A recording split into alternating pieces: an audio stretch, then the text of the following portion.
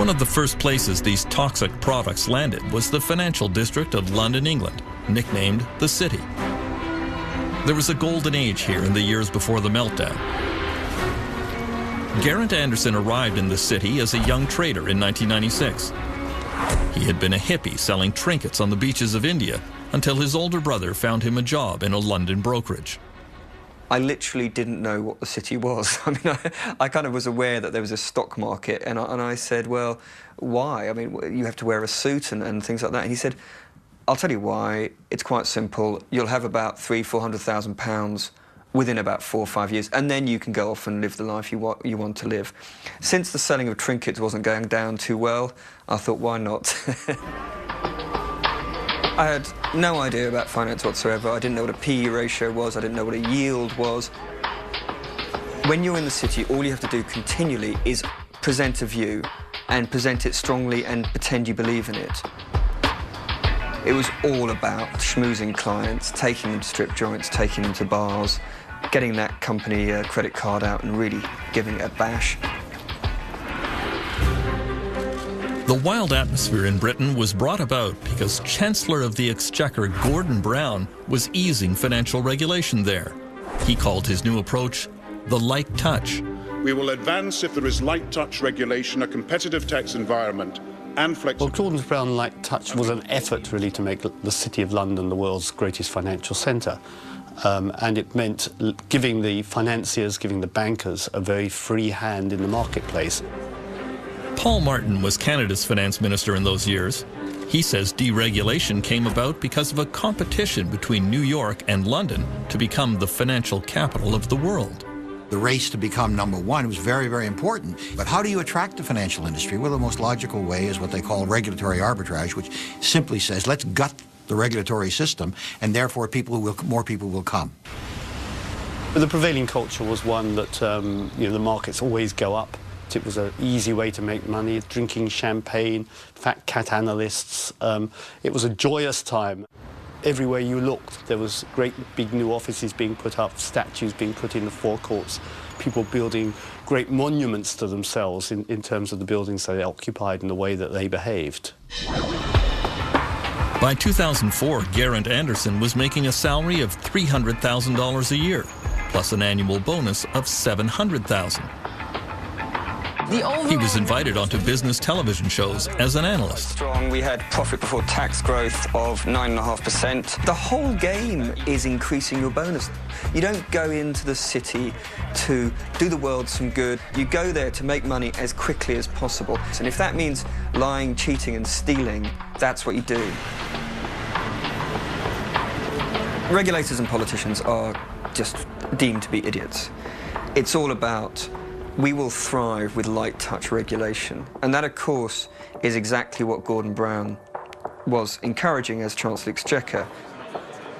And interestingly, he calls my precise period in the city the age of irresponsibility.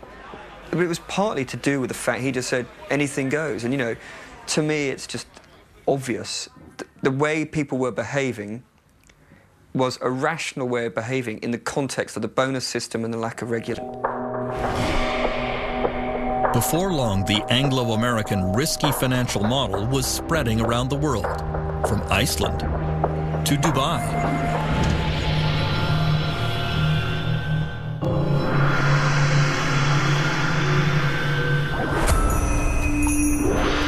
If one country could be the microcosm of everything that went wrong in the years before the meltdown, Iceland is it.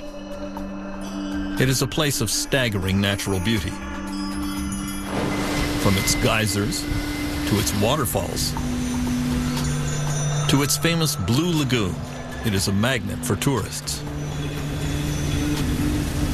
One thing Iceland was never known for was banking and high finance, at least until a few years ago. Iceland was transformed through the ideas of one man, longtime Prime Minister David Oddsson. He decided to shake Iceland out of its social democratic past and remake the country according to his free market principles. He surrounded himself with like-minded admirers. David Oddsson is somebody who fulfills the two criteria that Machiavelli puts up about political leaders. He is cunning as a fox, and he is courageous as a lion. David Oddsson wanted to privatize almost everything touched by government. Iceland's #1 resource industry has always been fishing. Oddsson parceled up the country's fishing grounds and passed them off to big ship owners. On Egil Helgason's popular political TV show, the reaction was disbelief. For many people, this would sound as it's almost surreal. You take the fishing grounds, the fish that swims in the sea, and you give it to a bunch of people who own ships for good. This is the main resource of our country. This was the beginning of what came later. In 2003, Oddsson made his most controversial privatization. Some of the biggest banks in the country were auctioned off in suspicious circumstances. Coincidentally, they ended up in the hands of some of David Oddsson's closest friends. Mr. Oddsson's friends were father and son who came from Russia with some money they had made from shady dealings in the brewery business in St. Petersburg. And suddenly they found themselves to be the owners of the oldest bank in Iceland. These guys didn't know the first thing about banking. In retrospect, they're either greedy criminals or complete fools. The newly privatized Icelandic banks embarked on an orgy of dangerous financial practices. Bankers sold securities back and forth to each other at vast markups that falsely inflated their value. All Icelanders were encouraged to buy a house, or even two. The central bank lowered interest rates, flooding the country with easy credit. As in the United States, this triggered an unprecedented real estate boom. Icelanders living and working abroad came home to take advantage of the wild market.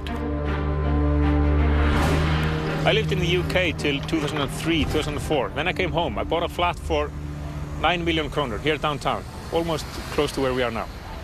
1.5 years later, I sell it for almost 15 million kroner. I'm like, hey, what's going on? I've done nothing to this flat, and here we are, 6 million kroner in my pocket, just for keeping it for 1.5 years. And of course, when you're benefiting from it, you're sort of, okay, well, this is great.